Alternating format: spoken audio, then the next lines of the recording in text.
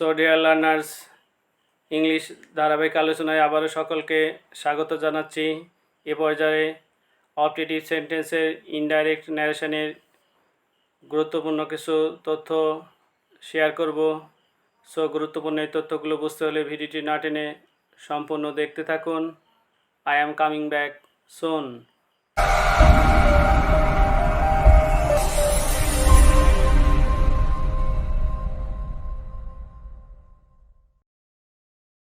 Objective sentence কি? Objective sentence সাধারণত সুইচ্ছা বা সুপ্রার্থনা প্রকাশ করে। সো অন্যান্য সেন্টেন্সের ন্যায় অবজেক্টিভ সেন্টেন্সে রিপোর্টিং ভার্ব চেঞ্জ হবে উইশ অথবা প্রে অর্থের আলোকে। তো এই উইশ অথবা প্রে বসবে যদি কখনো পিতামাতা সন্তানের জন্য দোয়া করে অর্থাৎ আল্লাহর কাছে কোনো কিছু দোয়া চাওয়া হয়, সেক্ষেত্রে প্রে বসবে। আর অন্য সকল ক্ষেত্রে উইশ ব্যবহার করব। আর কনজাংশন হিসাবে আমরা দ্যাট ইউজ করব। সো ফার্স্ট এক্সাম্পলে আমরা লক্ষ্য করতেছি, he said to me may Allah save you. So প্রথমে সাবজেক্ট হি, সেইডের পরিবর্তে এখানে হবে প্রেইড বা উইশড। অবজেক্ট বসবে না। কনজাংশন হচ্ছে দ্যাট অবজেক্টিভ সেন্টেন্সের। তারপরে পারসন, আল্লাহ হচ্ছে থার্ড পারসন, তাই পরিবর্তন হবে না। তারপরে রিপোর্টিং ভার্বে যেহেতু পাস্ট আছে তাই টেন্স পরিবর্তন হবে, অর্থাৎ মে থাকলে মাইট। তারপর মূল ভার্ব সেভ। এখন অবজেক্ট ইউ নির্দেশ করছে মিকে, সুতরাং মি বসবে। 2 নম্বর এক্সাম্পলে আমরা লক্ষ্য করতেছি, my father said to me may you live long. মা বাবা সাধারণত সন্তানের জন্য প্রে করে, তাই মাই ফাদার সেইডের পরিবর্তে হবে প্রেইড।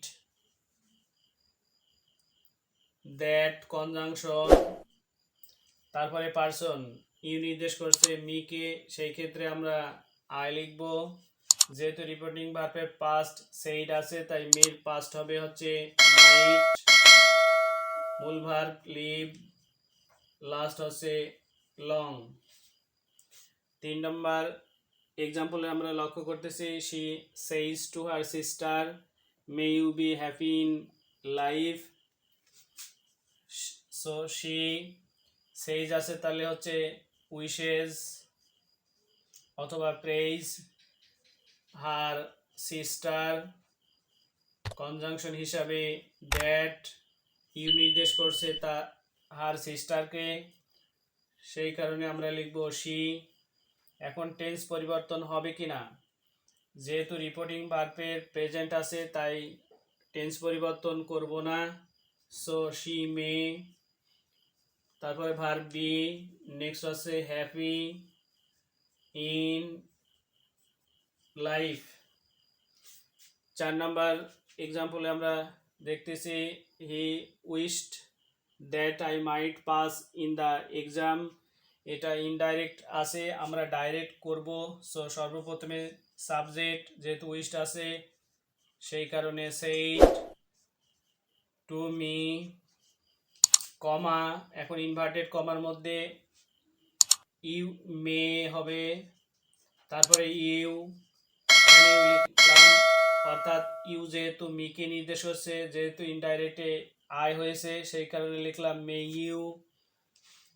তারপরে verb pass in the exam. So viewers, ভিডিওটি যদি এতটুকু উপকারে আসে তাহলে শেয়ার করে অন্যকে দেখার সুযোগ করে দিন। আল্লাহ হাফেজ।